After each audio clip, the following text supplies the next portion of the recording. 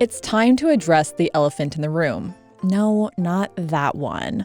I'm talking about the New Horizons 2.0 update.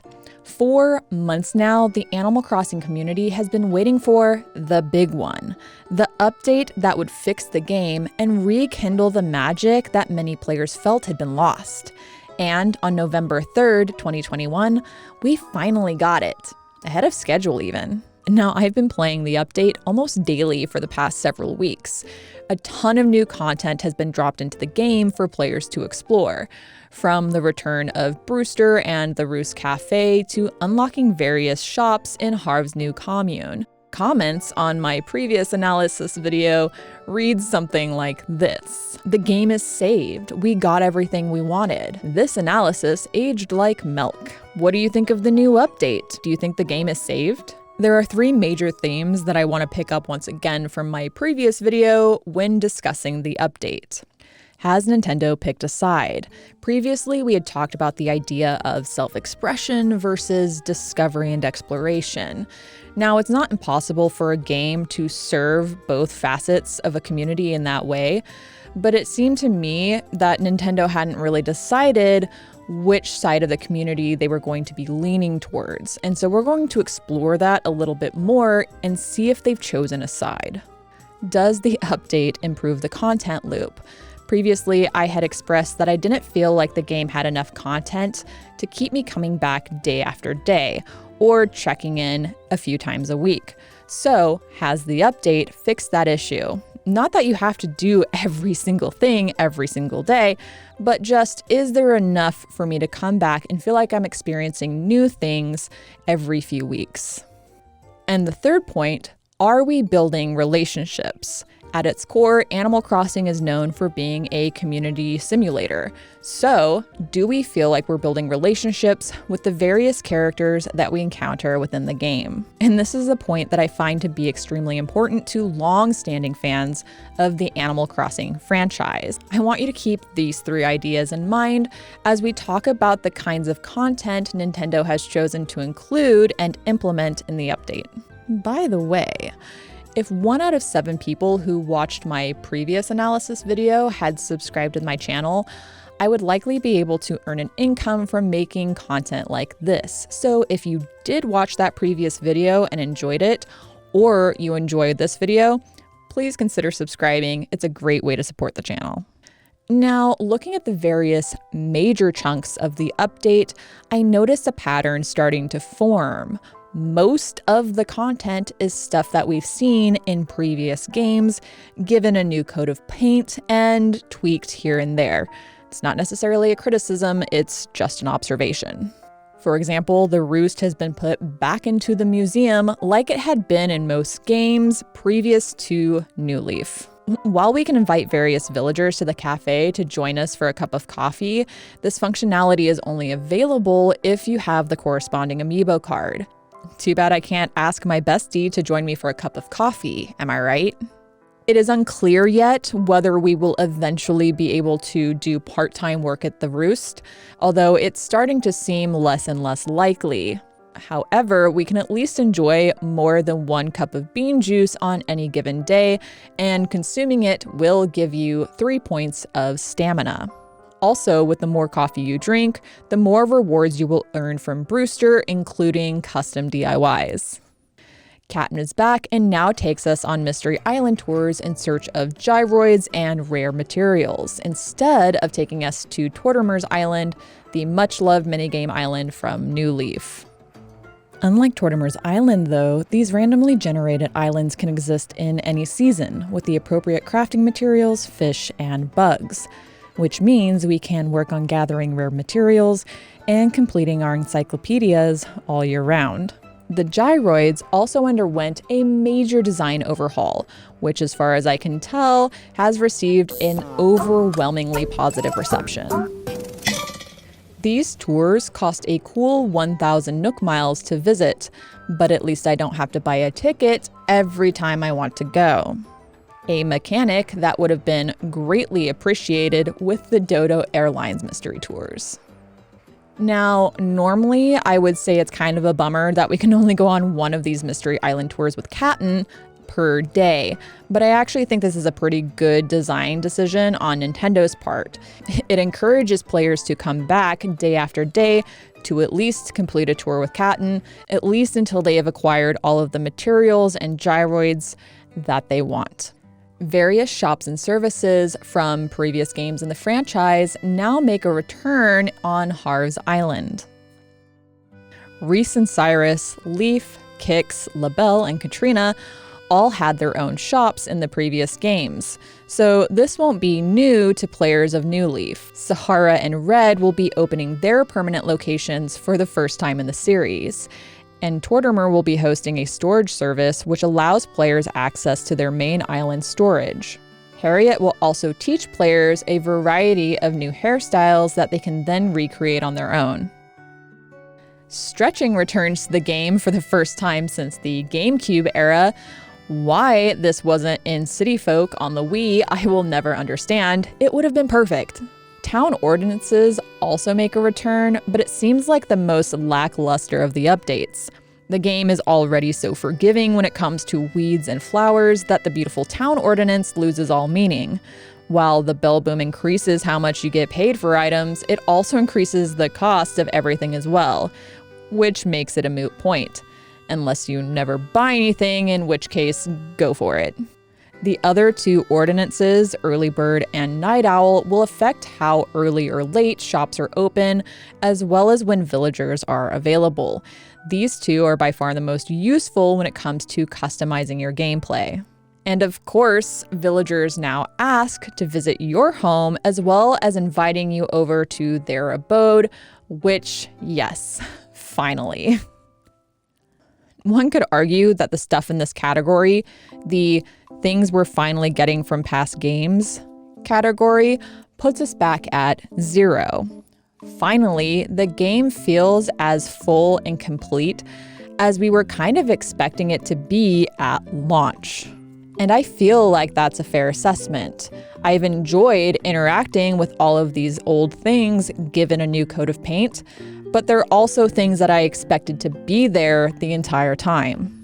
And then there are chunks of the update that build on the quality of life changes that were made in previous patches. Things like increased storage, yet again, expanded design slots, plus access to designs in more ways, like being able to use Sable's pattern designs in the same way we use our own custom designs instead of just for customizing furniture. A new selection of Nook Mile reward items has also been added to the game. And don't worry if you didn't get the colorway that you were hoping for. You can always take it to Reese and Cyrus over on Harv's Island, assuming you've unlocked their shop. Does this add another step in the already tedious process of getting these items? Yes. But hey, I'll take what I can get. And there are a plethora of other smallity? That's not a word. Quality of life changes that Nintendo has implemented. Construction and demolition costs have been drastically cut, although many of the other annoying problems remain, like being unable to scooch over a building if it overlaps with the existing plot.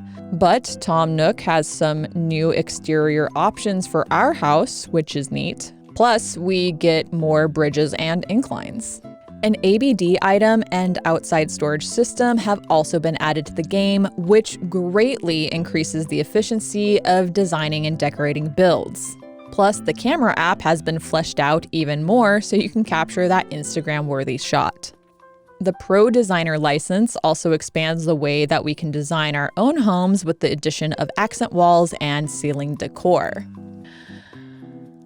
But we're going to talk about that more in the Happy Home Paradise section because it's a doozy.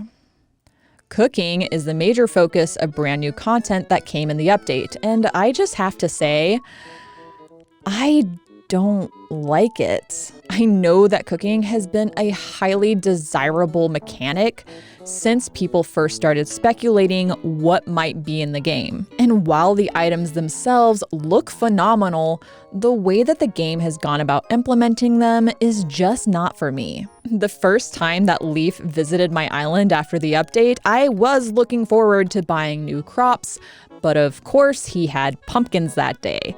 which meant waiting till he came back, who knows when, or funding his shop on Harv's Island as soon as possible, which I did, and I still don't have sugarcane. And you have to go through so many steps in order to make these DIYs, which I mean, fair. Plant crops, wait. Water, wait. Harvest crops, make sure you have the right recipe. Take ingredients to the kitchen specifically. Cook your dish, and ta-da! A beautiful item to set on your dining room table. But what got me is what happens when you actually eat these delectable DIYs. I would have thought that with all the extra work that went into making them, you would have maybe some extra stamina rewarded to you, so that while we're working our tushes off to make an Instagram-worthy island, we could be properly fueled. But alas, there is no greater than the sum of its parts philosophy here. You only get as many stamina points as the raw ingredients that went into making the item. And that just doesn't sit right with me. Although it does seem that the finished food items do sell for the 1.5 times the cost of the raw materials, much like other DIYs. Of course, there are some things that I just never expected to be dealt with in this update, like some of the audio mixing, the UI clunkiness, the lackluster music. However, I will say that I truly did expect there to be some improvement in the crafting system. Bulk crafting has been a feature that the community has been crying out for a long time, and it's still not there. Maybe that will be one of the minor updates we get in the future, but I think it would have gone a long way towards fostering some goodwill in the community if they had included it in this last major update. Players are also still limited in their purchasing power, with only 5 items being able to be delivered on any given day, as well as 5 Nook Mile rewards redeemable per day. These changes have made it abundantly clear that Nintendo has chosen their side, and it's the side of self-expression. The addition of new plants, materials, DIY, and the cooking crafting system, along with the introduction of new Nook Mile rewards, has reinvigorated the side of the community that is all about creating a perfect island. And the expanded use of Nook Miles for Captain's Tours encourages players to actually check in with their rewards app to complete the tasks assigned to them. And while I wish that those Nook app tasks were given to us via our neighbors so as to foster a greater connection with them, the gameplay loop now lasts significantly longer than it used to. By far, the part of the game that really drives home the self-expression aspect is the addition of the Happy Home Paradise DLC. In it, you work as a vacation home designer for various villagers from the game, regardless of if they live or have lived on your island. And luckily, each player resident can play with the DLC regardless of if they are the primary representative for the island. No separate switch required. This part-time job is yet another aspect of the game that players were really looking forward to. We had gotten a taste for it in New Leaf, where we worked once a day at the Roost making coffee as a barista. Each day, we can go to work via Dodo Airlines and design homes alongside Lottie and a host of new characters. Through our work, we also unlock new and exciting items that we can take back with us to our home island. We can even invite current residents of our island to build a vacation home in the Happy Home Paradise DLC, which does allow us to get to know a slightly different aspect of their personality.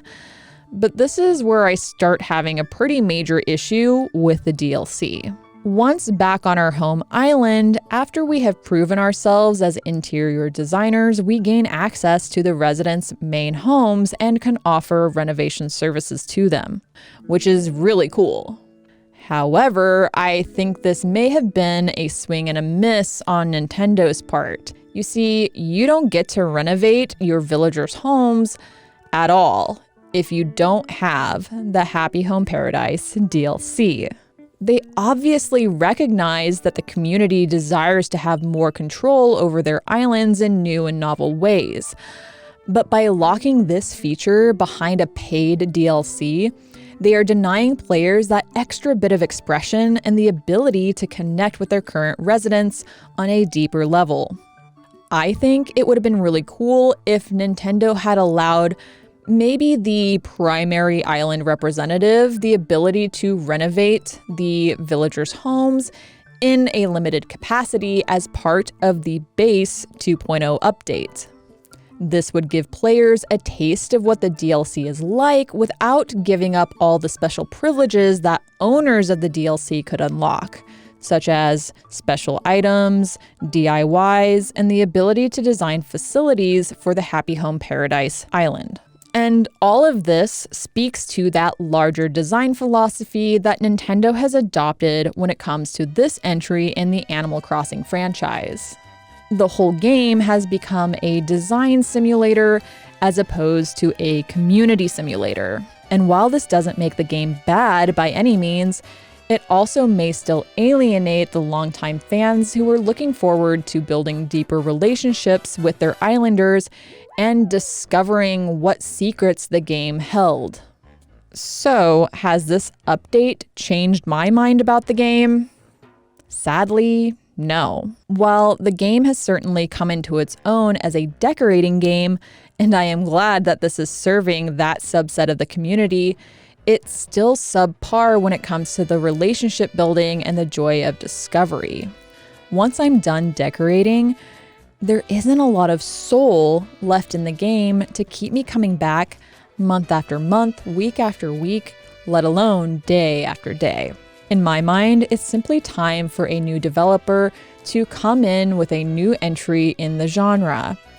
Animal Crossing has definitely pioneered the chill life sim genre, and there's never really been anything quite like it. But it's no longer fulfilling that niche, at least for players like me. This also marks the last major free update for the game and the only DLC expansion that Nintendo is making for the game. I can't help feeling a little disappointed that so many players are experiencing a game that feels like it's only just catching up with past entries.